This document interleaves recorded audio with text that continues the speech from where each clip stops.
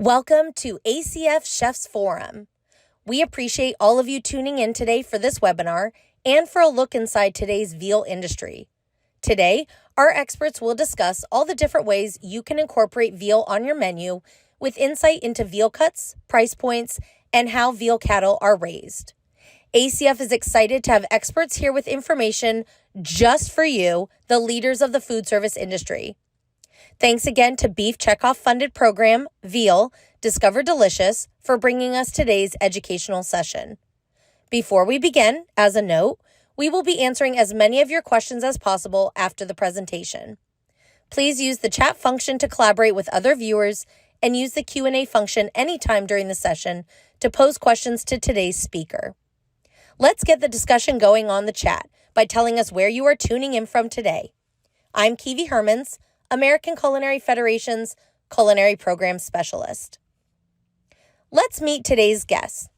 Gabby Glenister is the Director of Veal Promotion for the New York Beef Council. She has a background in animal science and agricultural communications and currently manages the Beef Checkoff funded program, Veal, Discover Delicious. We'll also meet Nick Pacha, CEC, a corporate executive chef and product manager at Marcho Farms. Chef Pacha has worked in food service for 45 years and began his career in an Italian restaurant where the first task he learned was how to break down a leg of veal. Dr. Sonia Arnold with Marcho Farms will be joining us as well. Dr. Arnold grew up on a dairy farm in PA, received a PhD in animal nutrition from the Pennsylvania State University, and has been working with select veal feeds since 2018. Our final presenter is Donna Menning, Senior Account Director at Look East, a firm focused on food and agriculture. Her roots on a crop and livestock farm inspire her passion for animal care and environmental stewardship. She is a calf care certified instructor and works closely with industry professionals to ensure veal farmers are current in their education and certification.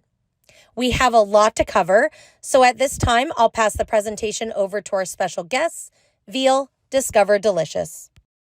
My name is Gabby Glenister. I'm the Director of Veal Promotion at Veal Discover Delicious.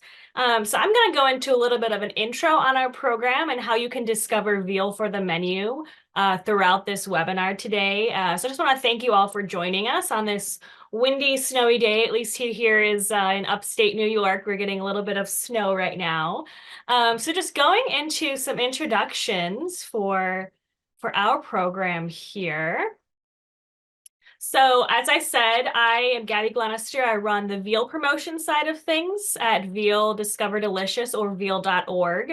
We're also joined by Donna Menning, and she oversees the VQA or Veal Quality Assurance Program in conjunction with, we work together on a lot of projects.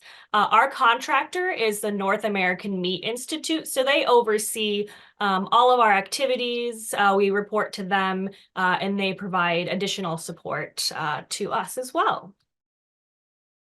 So going into just a little bit of a background on Veal Discover Delicious.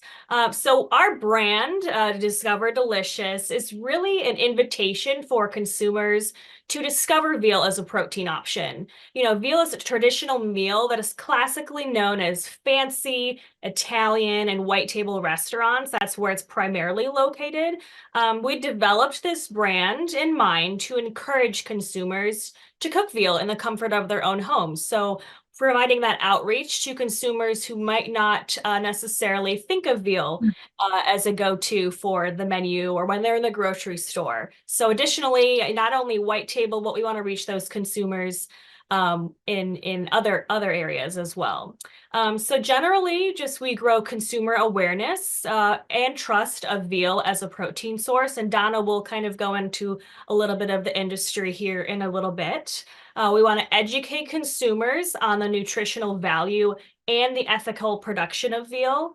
And then, as I mentioned, we promote veal and the veal industry via our marketing initiatives. Just a little bit of background in case you aren't as familiar with veal and where it is traditionally consumed. We've highlighted some of these states. A lot of the East Coast is pretty heavy on veal consumption, as well as some other major cities. That's why we've highlighted Texas, California, Nevada, places like that. So we base our target audience on where veal is primarily consumed in the US, marketing to those major cities. Veal is readily available with major food service suppliers across the country. We purchase a lot of our veal for influencers as well. We go right online and order and ship them veal to use in those tactics. So it's readily available. We're just trying to get the word out to consumers who might not know that it is readily available and where to buy. It's popular, as I mentioned, with those high-income households, white table restaurants, older generations, and those ethnic communities. So that's why you'll see consumption higher on the East Coast, New York City, Philadelphia, large cities like that. And then just to recap, our marketing is a way to incorporate veal as an additional protein to your menu and give consumers that opportunity to diversify their menu and cooking at home options. I'm sure you're familiar with veal, but veal is a tender, light pink with a mild flavor, making it popular among these audiences. Just a brief background, if we don't have any questions right now, I think we'll get to that in a little bit. But the nutritional profile of veal. So in addition to being a high quality protein, a 3-ounce serving of cooked, trimmed lean veal is a good source of key nutrients, including vitamin B6, B12, niacin, riboflavin, zinc, selenium, and choline. And what is more, a serving of veal has just about 170 calories, making it one of the most nutrient-dense foods and protein sources around.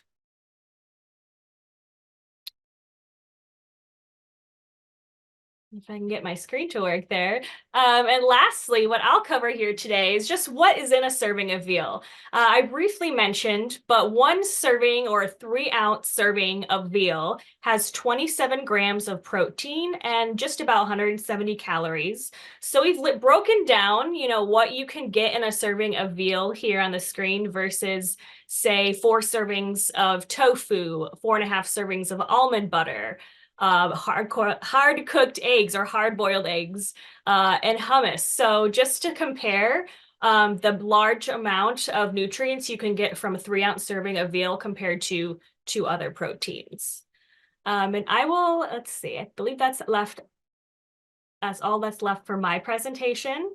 If we don't have any questions at this time, I will turn it over to Donna Menning, and she'll dive into the story of veal and the veal industry and really just an inside look at veal farming. So Donna, take it away. Thank you. Thank you, Gabby. Thank you, everyone. Welcome to my home, where I'm coming to you actually from a farm myself. I'm a mom, I'm a farmer, but for the past 8 years, I've been program manager for veal quality assurance. I work in a number of other animal well-being programs and services here in the United States. So I always enjoy being able to share some background information about veal production in the United States, and more specifically about veal quality assurance. But I will say, as a mom, one of the most favorite things I enjoy doing is making reservations. So thank you all as culinary professionals for being the great, talented, creative people that you are in preparing and cooking up some delicious things that we can all enjoy out there in the food service industry. And in particular, veal. I love and enjoy eating veal. But like like your customers, your people who enjoy your establishments and people who enjoy good food, we know that food is more than just when it comes to deciding what to eat. And it's more than price, nutrition, convenience, taste, the adventure and the experience.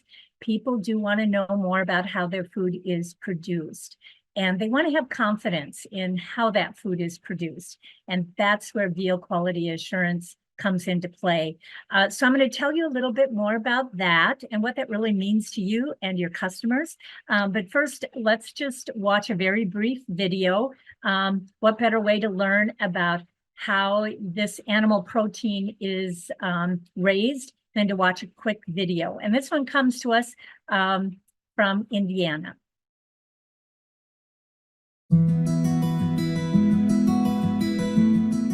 Yeah, hey, welcome to a veal farm.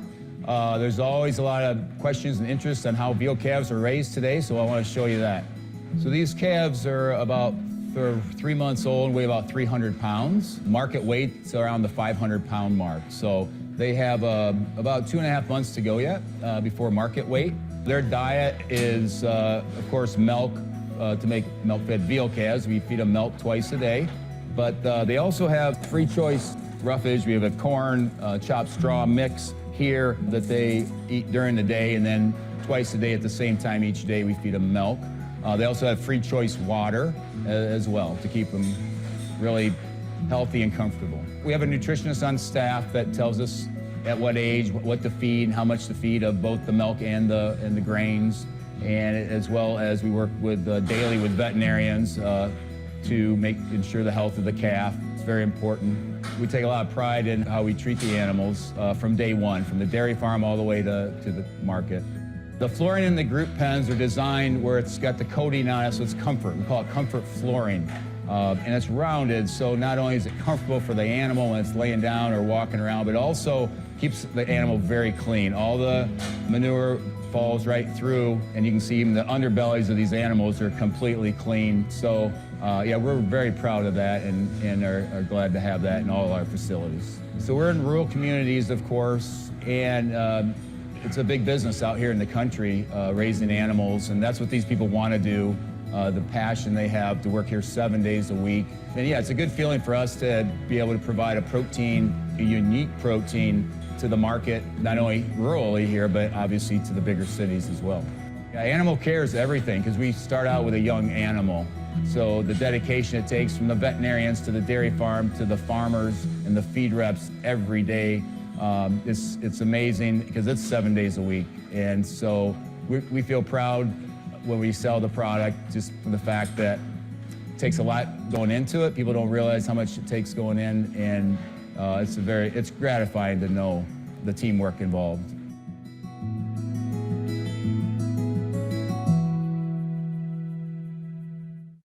Nice green grass and trees there, and as Gabby referenced, it's kind of snowy out there in the Northeast. So thankfully, we've got barns to keep these animals warm in and well cared for. So Steve's located in Indiana. Veal production in the United States is primarily in states like Wisconsin, Indiana, Ohio, Michigan, Pennsylvania, and New York.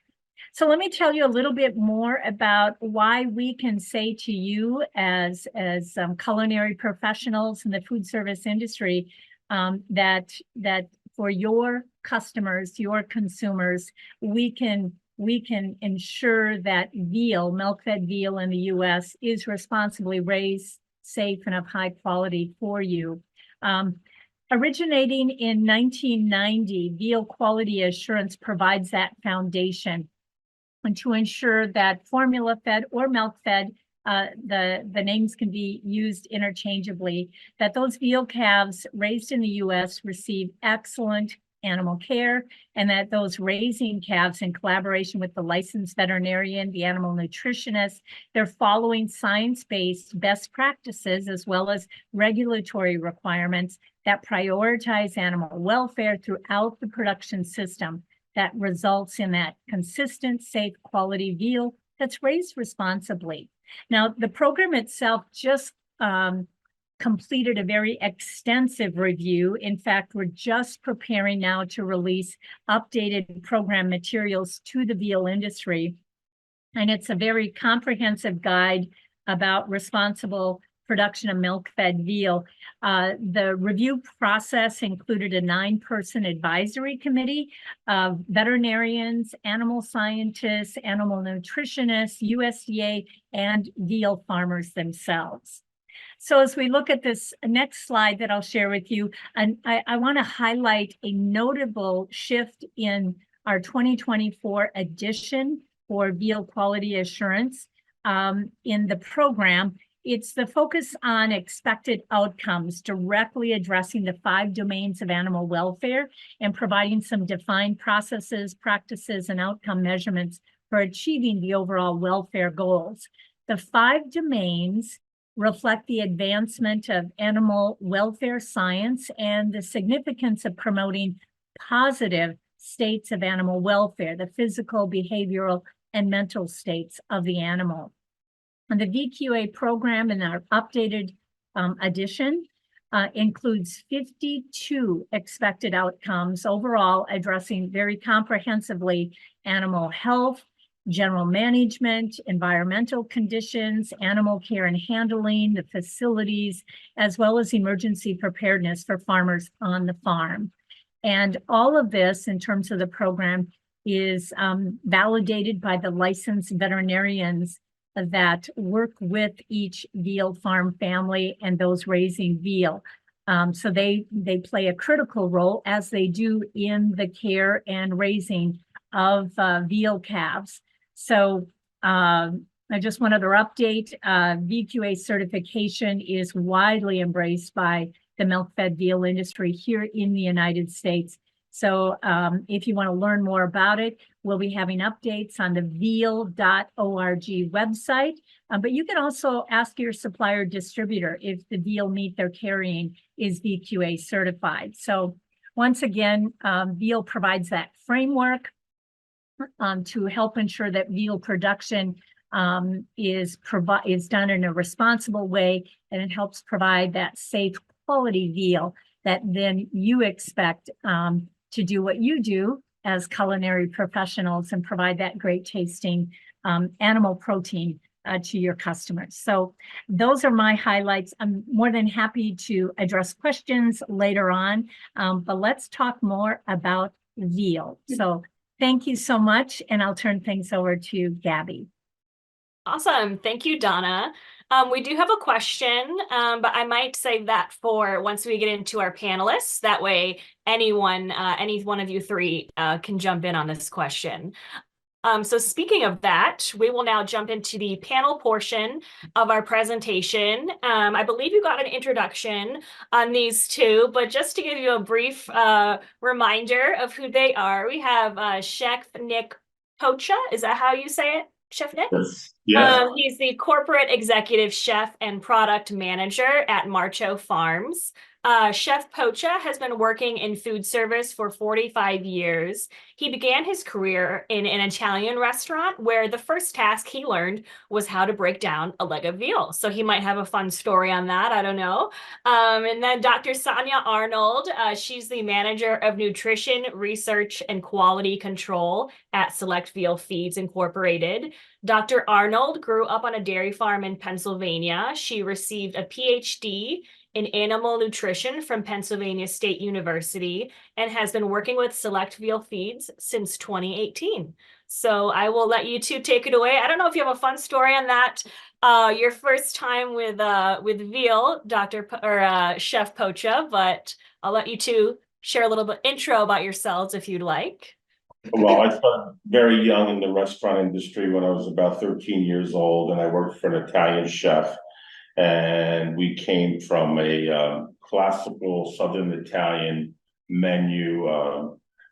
Chef Gerardo was from Naples, so I remember this was in the late 70s, and we would see a whole leg of veal come into our kitchen, and it was just so intriguing to see this large piece of meat and how the chef was trimming it and breaking it down. I think this is prior to the days of us being able to buy small primal cuts out of the leg.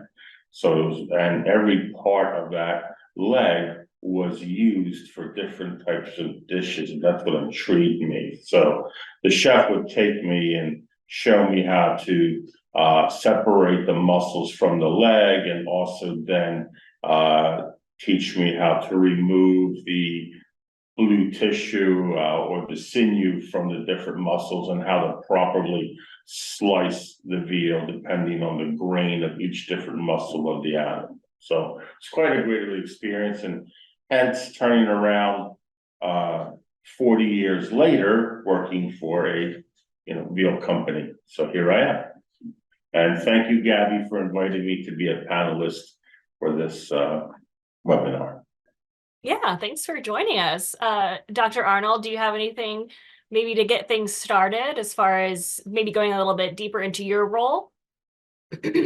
Yeah, certainly. So I think I've got Nick beat a little bit in starting my career off. I think there's pictures of me helping my mom feed calves at the age of 4 or 5.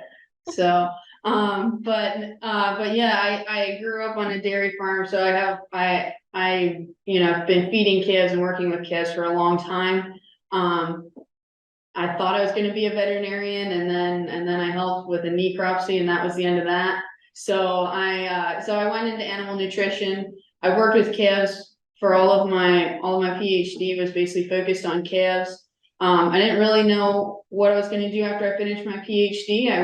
Thought I was going to work with the USDA in some capacity as a researcher.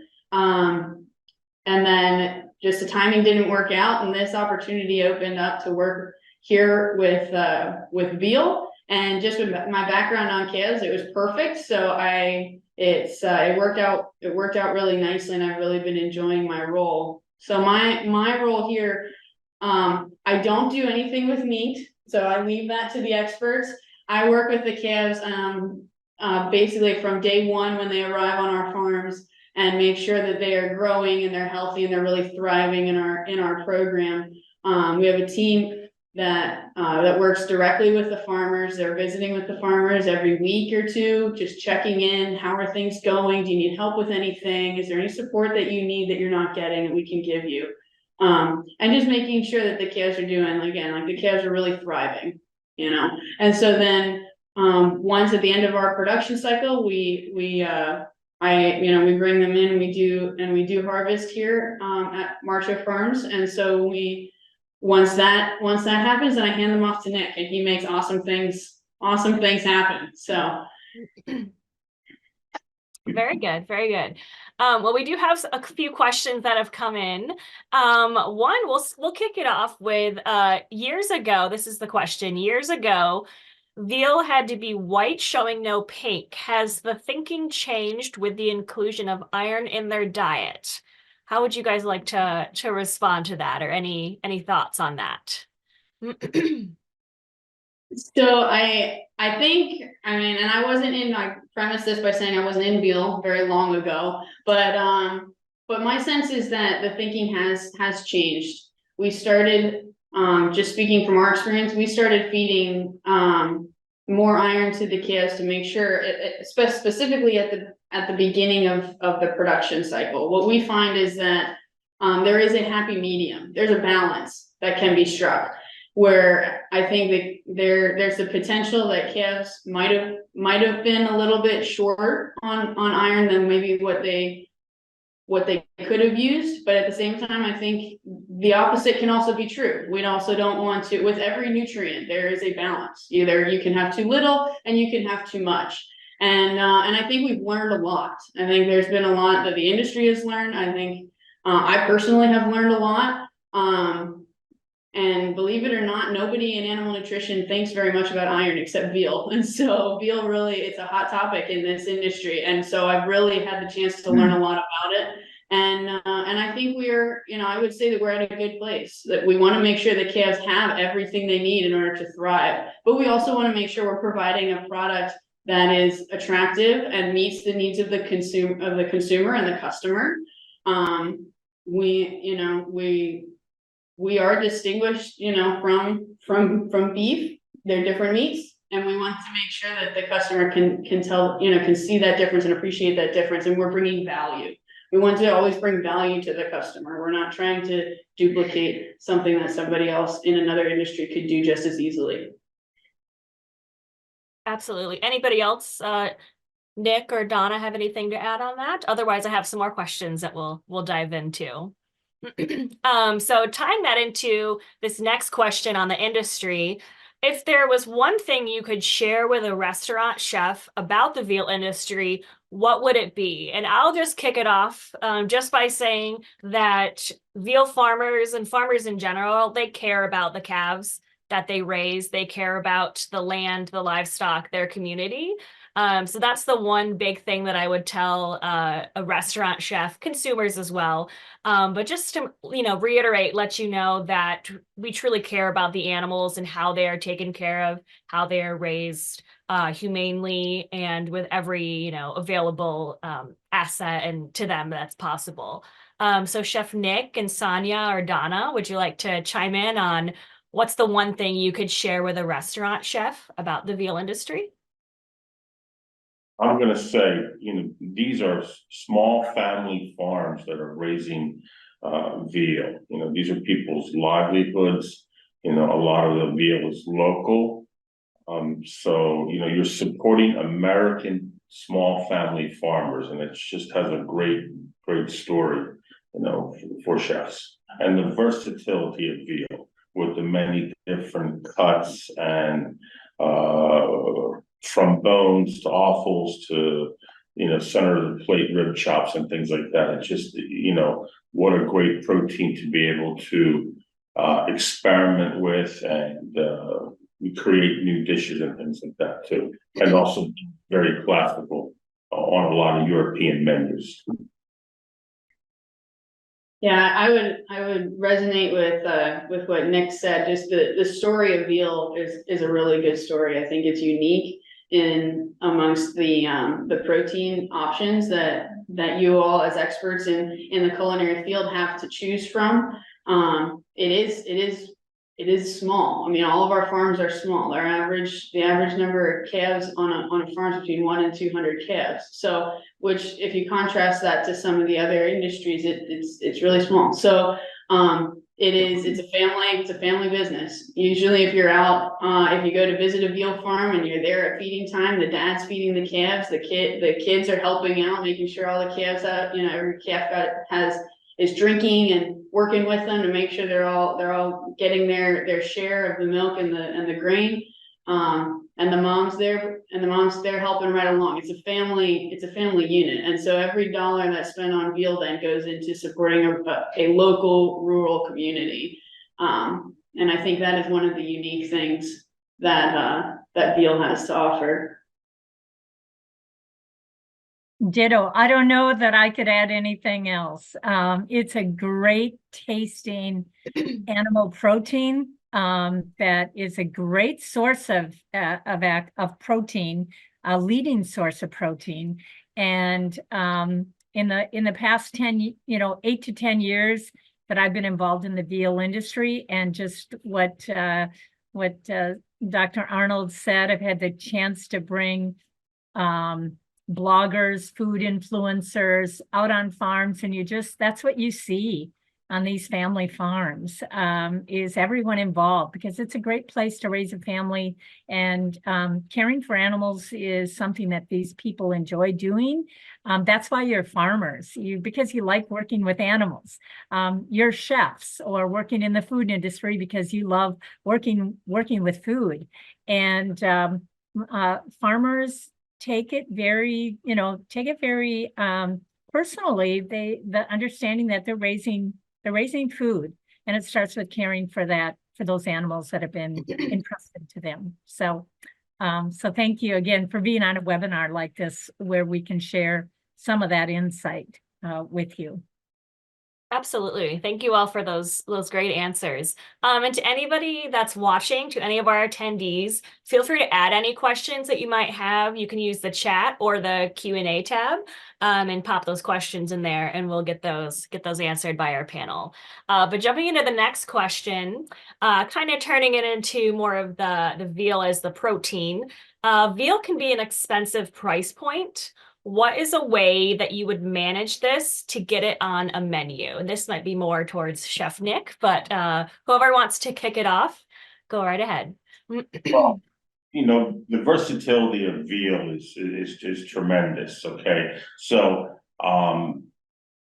it doesn't have to be just a rib chop or a very expensive cutlet or something like that. It can be ground veal. Ground veal has many, many applications, from making a great meatloaf to meatballs to kafas to chilies.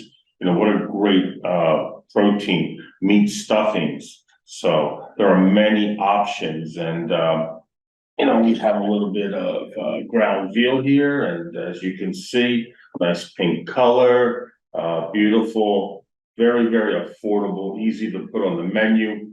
Hey, how about a great ground veal steak flavored with portobello mushrooms and onions and a little bit of a nice rich brown sauce as a veal steak, or a great burger. You know, one of my favorite burgers is to make is a bacon butter burger, but a little bit of Wisconsin brick cheese melted over the top of it.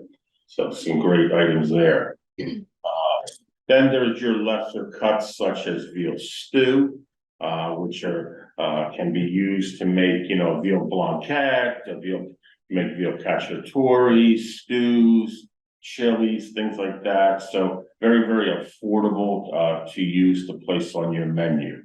Okay, and then we have short ribs or little riblets are a great way of putting veal on your menu. Great for some Asian flair to use them, and they're available in many different types and forms and cuts. And great cube steak. So one of my favorite things to prepare, because it's very, very tender. You can pound this out and make it into a schnitzel. It eats wonderful. It's very, very tender. Great for a sandwich. You can bread it, you can top it, stack it. It has many, many different applications. Awesome, awesome. Well, we did have a question come in, unless Dr. Arnold has anything else to add to that. Leave the meat to the experts. So this question is in reference to the map at the beginning of the presentation. I noticed that a lot of the Midwest is not consuming veal. Can anyone offer any insight as to why that might be? And I'll start off by saying that map is just, we highlighted where veal is most heavily consumed. So veal is consumed across the entire United States, but we just wanted to highlight those larger cities and those more populated areas where we do see veal in higher consumption. But if Chef Nick or Dr. Arnold want to kind of dive into maybe why Middle America or those smaller states aren't necessarily, we don't see those higher numbers of veal consumption. Do you have any insight on that? Well, I think with the map too, you know, I think there's also some good veal presence in the Chicago area, you know, the big metropolitan cities like Chicago and Detroit.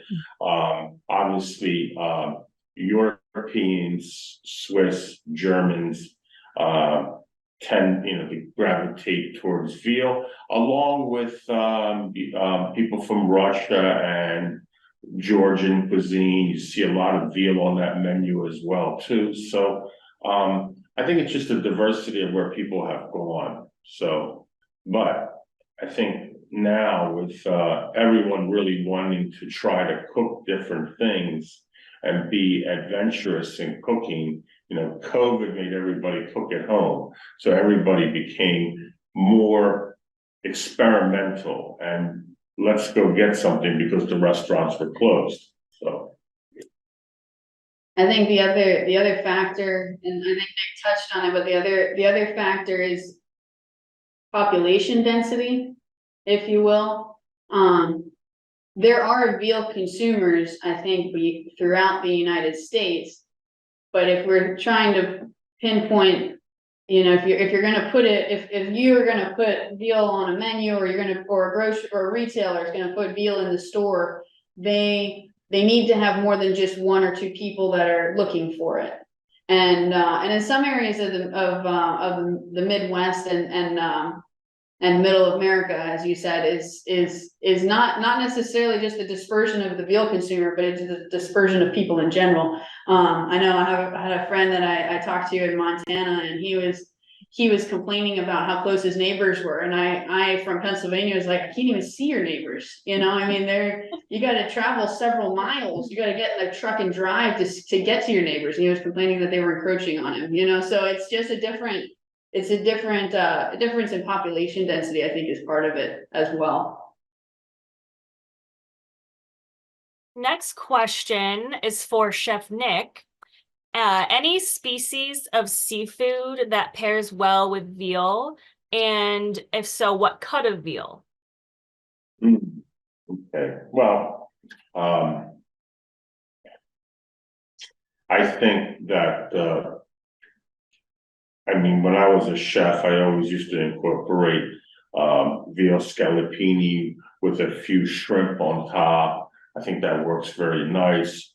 Veal with maybe lobster tail, sort of your surf and turf kind of application. You know, we have a fillet of veal, both in whole tenderloin, butt tenderloin, and short tenderloins. And I remember doing elegant banquets, and I would have maybe 2 nice little medallions of veal and a small lobster tail or a couple stuffed shrimp for elegant wedding or you know, a Christmas event or something like that. So, you know, I think anything works with that. More, I would say, like a crustacean type thing, you know, your shrimp, your lobster, not necessarily maybe a piece of fish to me, but that's just my take on it.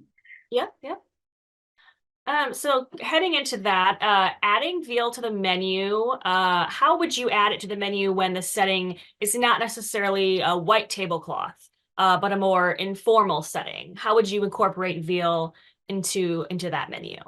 Well, something like maybe for like fast casual or something like that, you know, veal works very well incorporated with pasta dishes.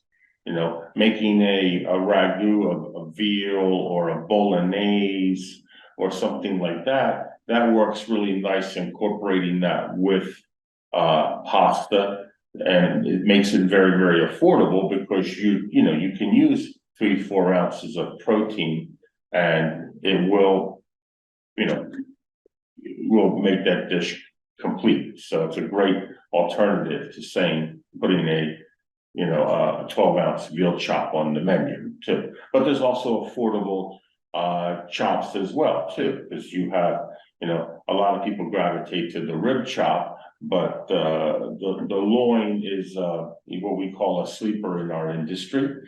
Okay, and there's many great cuts that come from the loin, and you know, one of my initiatives is when I started working here, seeing you know, what we do with the loin and presenting that. So I think a nice Kansas City strip steak is a great alternative for a veal, you know, and it's almost half the cost of a rib chop, and a lot of people don't know that. So Next question. A reminder, if you have any questions, just pop them in the chat. We've got a few more here. For those worried about adding veal to the menu because of that consumer price point, what would you share with them? Do you have a few talking points? How should they go about educating staff, and then therefore, you know, they're communicating to the consumer, to the restaurant goer? Yeah, what talking points do you have, or advice for communicating that with their customers? I think, you know, putting veal on the menu is the versatility. It gives you another option. It gives you a little more level of excellence, you know, that your menu is well rounded out with some options for your customers to have. So, and it doesn't have to be just a rib chop or a cutlet. It could be many other things too. A lot of chefs right now, and you know, are nose to tail cookery. So veal covers all the gamuts there, from tongue to heart to liver to sweetbreads and things like that. So it gives chefs an opportunity, and a lot of chefs use that because they're underutilized cuts, and those chefs that put that on the menu know how to actually turn a profit and make that into something really, really, really great. Yeah, and as far as like, if you're concerned about if you're concerned about the consumer's perception of veal, you know, from an animal welfare concerns or a history of things that they've heard that isn't veal terrible, isn't veal this, you know, something just doesn't feel right in their memory about veal. Then I think some resources to think about are the things that we shared in the video today. I mean, that video, I mean, we didn't go out and find the best veal farm that in existence to make the video. It was a very average farm. I mean, all farms are taking care of their animals. They're committed to that. And then, you know, the industry, like I said, when we were talking about iron, I mean, the industry has learned a lot and it's grown a lot. And we are trying to, you know, we want to give the consumer confidence in the product that we make, and we're proud of the product that we make. You know, our intention is not to be a guilty pleasure that people eat, but they feel really bad about, you know. So some resources, if you really are concerned, are worried about this as a major thing, I would refer you to our website, so Marcho Farms website has some information that shows also some shots from our farms. There's also the AmericanVeal.org is the American Veal Association's website. They have resources on how veal is raised, and some more videos that you could reference. And then the Animal Ag Alliance is another group. They specifically work with restaurants that are concerned about, or some that may have experienced like animal rights types of like really extreme issues. But really the thing to think about too, and in my experience, just from talking to people that I know, is that a lot of people, I'm just gonna age myself here a little bit and say like my age and down, they don't have a negative perception of veal. Most of them don't know what veal is. So from that standpoint, it's not a concern that they're not going to show up at the restaurant with like pitchforks, angry about animal welfare issues. They're going to come more with a curiosity of, what is this thing? This is interesting. What is this experience? How does this taste? I'll give that a try, and they want that experience. They want something different that they haven't experienced before. And I think veal gives them a unique and premium experience, a really good eating experience. I personally didn't really know much about veal until I started working here about 5 years ago, just to give you an example. And I grew up on a dairy farm. So, I mean, I was with the calves all the time. I just didn't really have any experience of veal. So, I guess I'd encourage you to maybe talk to your staff, maybe talk to some of your regular customers, and if they get their feedback, is this something that you think would fit well in this area, because I do think there's a lot of people in the population, especially I would say younger people, they're not afraid of veal, they don't have a negative thought about veal, they just don't know what it is. Yeah, exactly. And like Dr. Arnold said, I think we're both kind of in the same boat. We come from farms, dairy farms. My family raises Angus cattle, so I'm in the industry, but I wasn't as familiar when I initially joined the team here. But I've learned a lot, and I love the product myself. It's delicious. Ashley, she's previously ran the program, but she introduced me to a veal chop. And that was a great experience, great eating experience myself. What other barriers that maybe we didn't cover yet? Any major barriers you see in the restaurant industry? Why isn't it on the menu, Chef Nick? What other barriers or major factors do you see playing a role as why it might not be on the menu? I think sometimes your distributor isn't carrying all the available cuts and options that you have. And, you can have a veal chop on your menu. It doesn't have to be the first 4 veal chops. There can be an end chop, which has a lot more of the spinalis muscle and great item to pound out and make a classical cottatella Milanese, Let's look at Stanley Tucci, he'll show you a great recipe for that. Yeah. of doing that. So there are options to be able to do that. And at the Marcher, we offer our customers knife ready product where you might buy that whole rack or the whole loin and it's been knife ready and split so that you just have to run a knife through it and you'll save a few dollars a pound.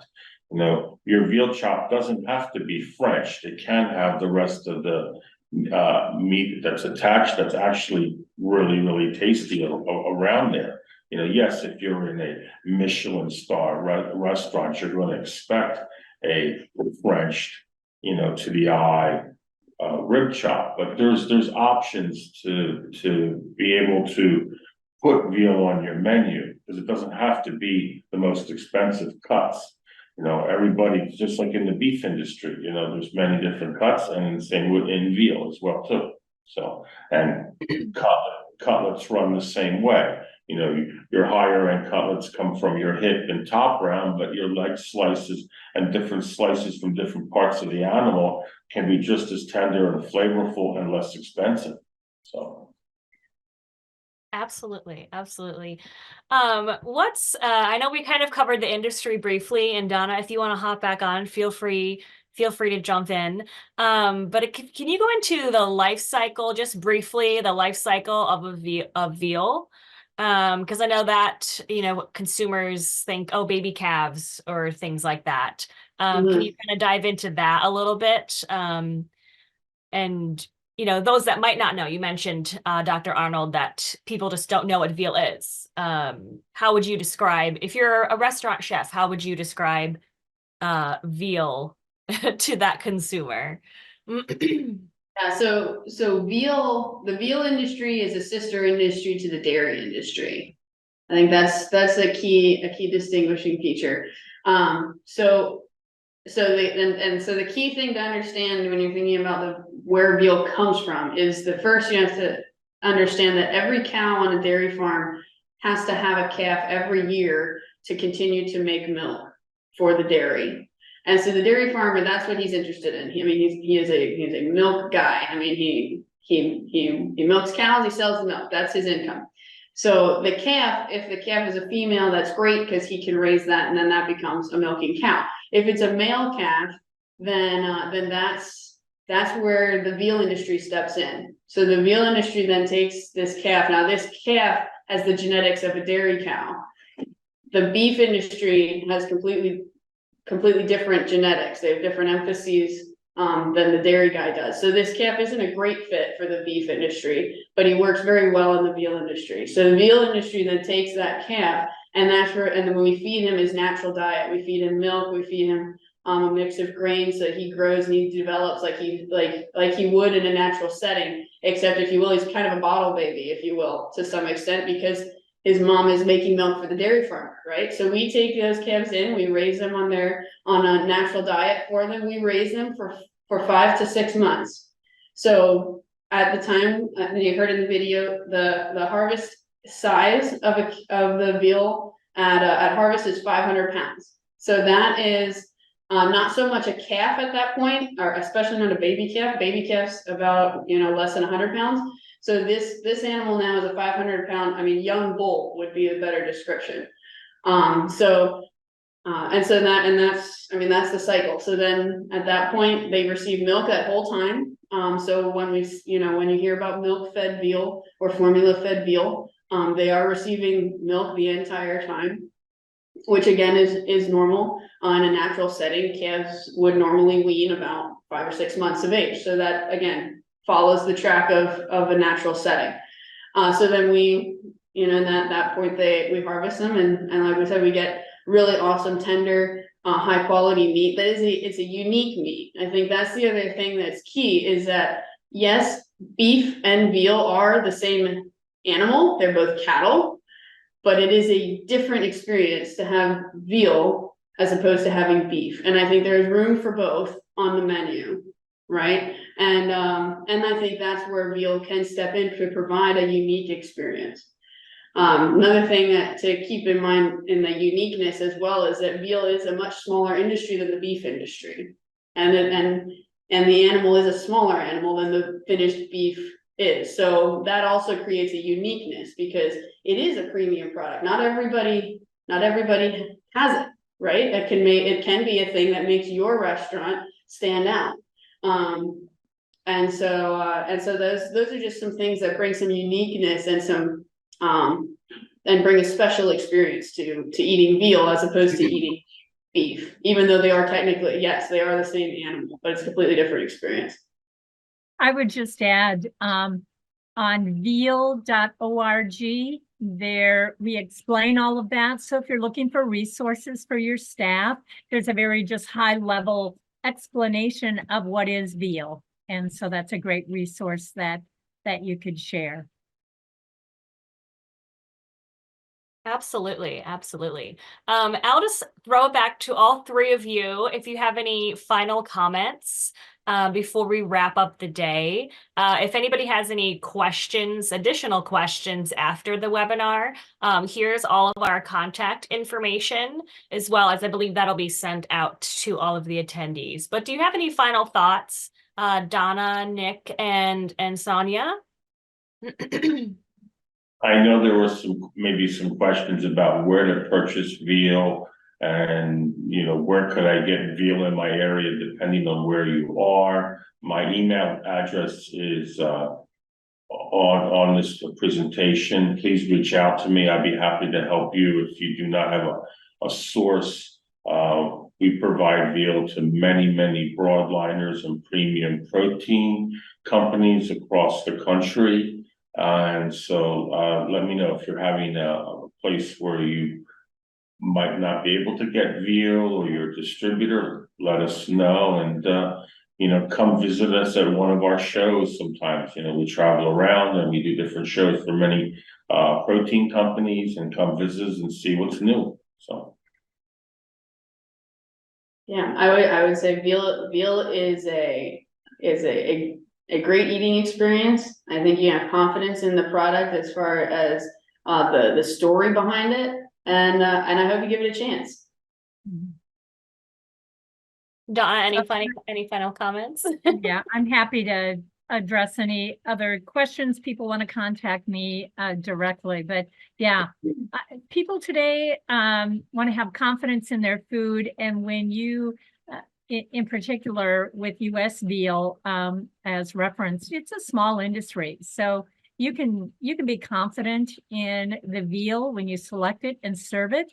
Surprise and delight your customers with a great eating experience and new ways that you can share a protein, which everyone is looking for today when it comes to their own eating experience and their dietary needs and taste and such. But when you add veal to the menu, you can do so with confidence because of the farm families that it comes from, and programs like our Veal Quality Assurance Program that provides that framework to ensure that the animals are being raised responsibly, providing a safe quality product, and that's what consumers want to have as a desire to know more about how their food is produced today. We're happy to share that. So enjoy. And that's a great note to end on. Thank you all for the time you took today, not only to our panelists, but also to those who've attended the webinar today. We hope you've learned something. And if you have any additional questions, like I said, feel free to contact us. There's our contact info on the screen, or reach out afterwards and we can get you in touch with the right person if you have any additional questions. So thank you all so much for joining us today. And we hope to see you in the future and hear all about, how you're incorporating veal on your menu and discovering veal. So I'll turn it back over to ACF. Thank you so much. A huge virtual round of applause as we thank the Beef Checkoff funded program, Veal, Discover Delicious, as well as Donna, Gabby, Sonia, and Nick for a very informative presentation. We appreciate all of you taking the time to share your important insights on the veal industry today with our ACF community of culinary professionals. Great info. Please be on the lookout for the survey you'll receive in the next day or so, which you'll need to complete to earn your CEH. WeAreChefs.com is temporarily down for updates, but you can register for upcoming webinars on acfchefs.org under events. We also look forward to seeing you all at ACF National Convention in Phoenix, July 14th through 17th. Register at acfchefs.org before January 31st to receive the early bird rate. It's going to be the can't miss culinary education event of the year for sure. On behalf of ACF National Office, thank you again to our partners for bringing us this opportunity, and thank you for joining us today. Have a great day.